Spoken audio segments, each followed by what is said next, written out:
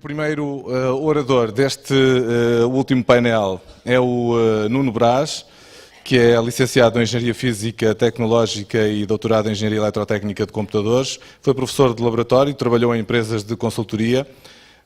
Desde 2009 é diretor da LMT, uma empresa pioneira de tecnologias de informação para a eficiência energética em edifícios, onde se pretende ajudar a mudar a forma como os edifícios são geridos. É ainda professor auxiliar convidado do Departamento de Física da Universidade de Évora, onde ensina cadeiras na área dos sistemas de energia. O Nuno Brás vai falar-nos de Smart Systems, melhorando a eficiência dos edifícios.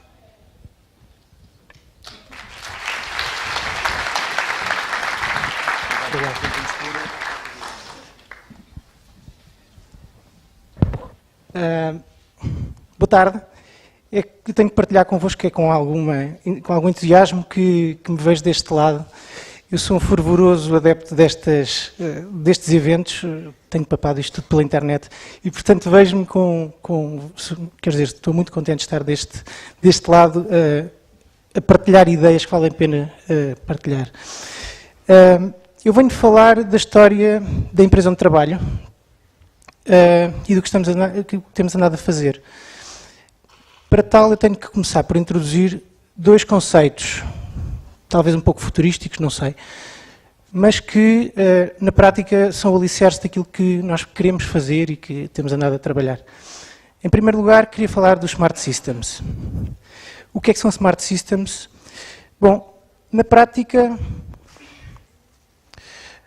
os Smart Systems são, ou estão introduzidos num contexto, num ecossistema de novos conceitos que partilham de um objetivo único, um objetivo comum, que é, na prática, aproximar o que é o mundo real hoje em dia do mundo virtual. E isto está a acontecer de forma efetiva. Está a acontecer de forma efetiva e permitir-nos-á, quiçá em pouco tempo, conseguir aumentar de forma drástica aquilo que é a nossa eficiência na forma como nos gerimos, na forma como tomamos as nossas decisões. E, portanto, eu vejo isto quase como um desafio de futuro que vai ter que ser encarado de frente. Porquê é que isto está a acontecer agora? Na prática, nós temos sido bombardeados, enfim, inundados de sensores sem darmos conta. Neste momento não há um sítio onde nós estejamos, em casa, no carro, no trabalho, enfim, nas zonas urbanas, nas zonas rurais, em que não tenhamos sensores por todo lado. E estes sensores começam a estar cada vez mais comoditizados, no sentido em que é fácil, prático e barato instalar formas de medir o mundo. O segundo ponto que nos tem feito caminhar neste sentido é o facto desta Wi-Fi, que está entre aspas, porque não é o conceito Wi-Fi em si, são todos os tipos de Wi-Fi que nos permitem comunicar transversalmente, estarem ou permitirem estes sensores falar cada vez mais. Na verdade, estes sensores vão começar a comunicar entre eles e vão começar a estar online. É a chamada internet das coisas, que ultimamente se tem falado tanto. Um terceiro ponto importante é que quando comunicamos com coisas, a quantidade de informação que vai estar disponível para analisar e para tentar tirar daí valor é incomensurável. E, portanto, nem por acaso tem surgido aquilo que é a plataforma ideal para assentar este tipo de informação, se chamaria dados. São as clouds, que neste momento proliferam, enfim, eu diria por todo lado, sem se saber exatamente onde. Estas clouds têm exatamente o perfil certo para acomodar estes dados e o processamento que lhes é preciso, o processamento conveniente. E, em último lugar, portanto, são 4 pontos importantes. Em último lugar, o facto de nós conhecermos muito bem, em termos de modelos, ou pelo menos conhecemos modelos, portanto, físicos, estatísticos, sociais, comportamentais, procedimentais, que nos ligam ou que nos estabelecem um paralelo em situações provavelmente pontuais, outras mais abrangentes, entre o mundo real e o mundo virtual. Isto é visível em algumas áreas. Nós conseguimos, em algumas áreas, fazer uma ponte clara entre o que se está a passar na realidade e uma simulação do mundo real. Isto é incrível. Isto é incrível porque, na verdade, isto serve para milhares de coisas e pode servir para muito mais. Nós já temos algumas coisas com que nos deparamos hoje em dia que nos permitem, por exemplo, evitar tráfego, porque todos nós temos um telemóvel e, com esse simples facto, temos um tom-tom que nos diz, não vá por aí, não pode ir por aí, essa zona está completamente bloqueada. Por trás desta coisa, que é uma informação útil para um, em termos globais, isto é uma informação útil para todos, para a sociedade. É claro que existem perigos, e esses perigos têm que ser convenientemente endereçados. Mas a verdade é que a forma como temos lidado, ou que podemos lidar com esta informação, abre-nos portas que até agora estavam fechadas. Por exemplo, na nossa gestão do dia-a-dia, a chamada realidade aumentada. Nós, por sabermos onde estamos e nos podemos ligar à internet, podemos ter sugestões onde ir. Isto é fantástico, isto é, na prática, termos uma realidade com tags, com pequenas indicações. Aqui está a passar-se isto, ali está a passar-se aquilo, não percas isto que é daquilo que gostas, é do tipo de coisa que gostas. E este género de coisas vão muito para além de um simples telemóvel ou de uma coisa pessoal. O trabalho que nós fazemos todos os dias, por mais simples que seja, pode ganhar uma eficiência brutal quando é visto nesta perspectiva. Pelo simples facto de conseguirmos ter, vou chamar, sensores democratizados, ou seja, a capacidade de conseguirmos medir, partilhar sensores e saber mais coisas sobre o que está a passar no mundo real. Isto, na prática, alavanca o nosso conhecimento sobre a realidade e permite-nos também tomar melhores decisões. É incrível. A emergência. O outro ponto que eu queria falar é exatamente sobre a energia. Eu queria falar sobre o conceito atual da energia. Atualmente nós estamos num processo complicado. Porque a paisagem realmente não é simples. Nós neste momento praticamente estamos em cima daquilo que se chama o pico de Hubert, que é o pico em que o consumo ou a geração de energia a partir dos combustíveis fósseis está a atingir o seu limite e, portanto, isto é a minha expectativa, enfim, não será só a minha, com certeza, mas isto fará com que os preços, de alguma maneira, vão disparar.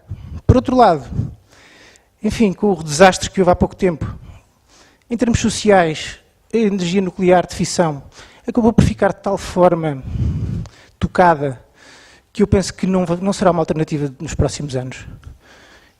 Claro que é uma opinião pessoal.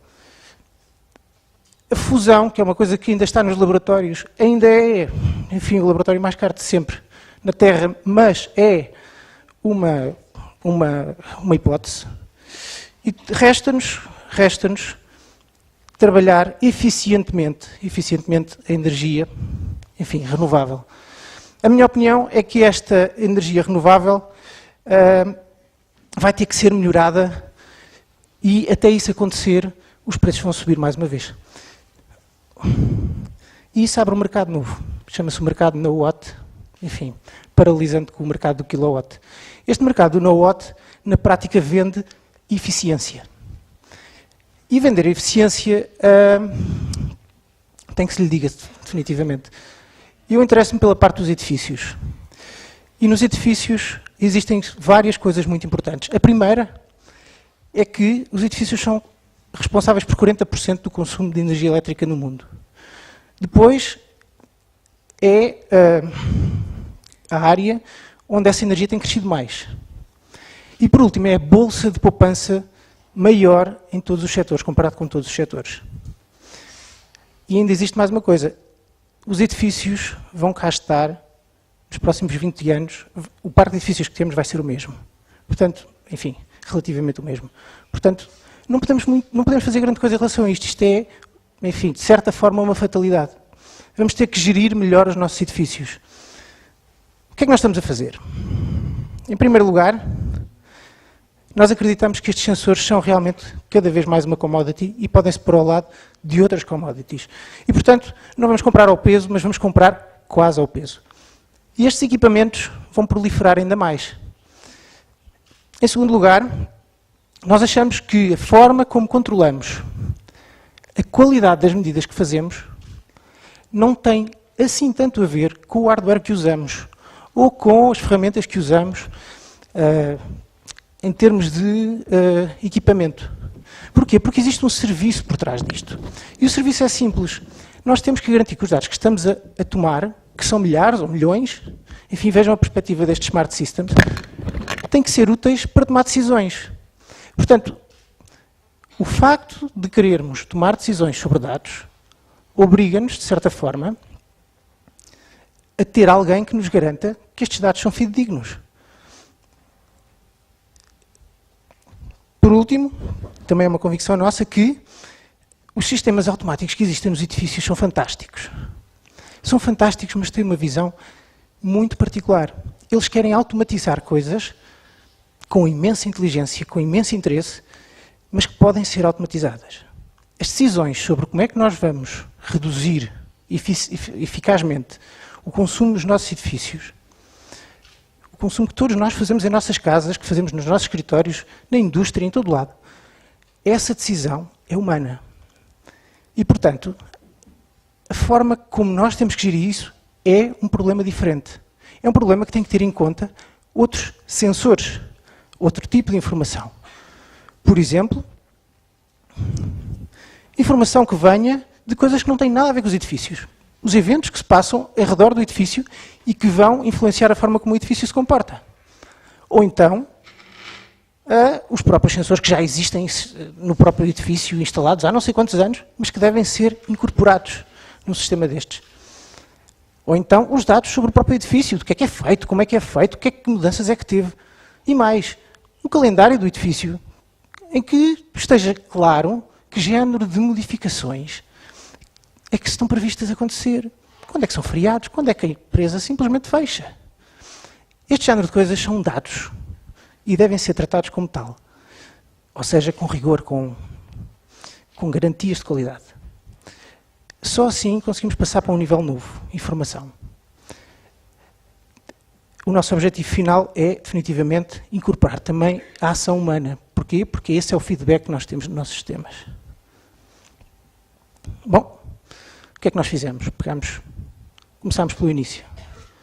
O nosso início foi construirmos uma aplicação, que eu diria fiável, estruturada, que permite integrar um conjunto, eu vou dizer independente de origens, é evidente que isto não pode ser feito desta maneira, mas com um âmbito, ou construído de início com esse âmbito de ser um cluster de dados. Este cluster de dados permitiu-nos, de certa forma, criar condições, em primeiro lugar, para fazer alguma previsão em termos de o que é que era suposto fazermos em cada um desses edifícios onde trabalhamos. Em segundo lugar, traçar eventos. Incluir nestas coisas os eventos das coisas que se passam nos edifícios. E em terceiro lugar, enfim, vamos repetir, mantendo esta base muito importante de integração. Começámos há 1 ano e meio. Somos uma empresa pequena, mas neste momento estamos a trabalhar com mais de 30 edifícios e estamos a fazer medidas que rondam por ano cerca de 40 milhões de pontos. Ou 40 milhões de medidas. Bom, o que é que nós vemos de futuro? É simples. A forma como estes dois conceitos interagem garantem-nos que este futuro acaba por ser mais ou menos bem traçado. Porquê? Basta-nos continuar, primeiro, a pegar nesta informação, medidas, e transformá-la em informação que pode ser utilizada, que pode ser repercutida, acionada, chamado actionable information. Por outro lado, nós queremos que isto não fique pelo simples facto de melhorarmos a eficiência pontualmente. Este processo deve ser continuado. E deve ser continuado enquanto o edifício existir. E, portanto, esta é a forma como nós vemos, enfim, se calhar tentando ligar um pouco ao que já foi dito em termos de sustentabilidade, a redução que nós precisamos para fazer face, eventualmente, a um problema energético que podemos ter a breve trecho. Muito obrigado.